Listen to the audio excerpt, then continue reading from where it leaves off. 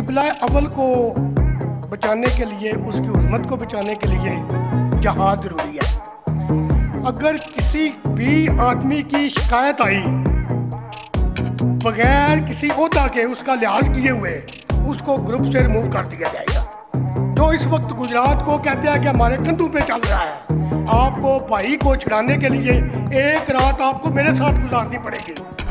कि ये जो आम साफ़ी हैं ना, ये जो बड़े प्रोफेशनल इज़म साफ़ी बने बैठे हैं, वो कहते हैं कि ये कारोबारी लोग हैं जिन्होंने शेल्टर बनाया हुआ, शेल्टर लिया हुआ है साफ़त का। मेरा उनसे एक ही सवाल है, हम कारोबारी हैं, अपना कारोबार है माशाल्लाह, कम अज़ कम अपने घर का चूल्हा जलाने के लिए हम किसी को ब्लैकमेल नहीं करते।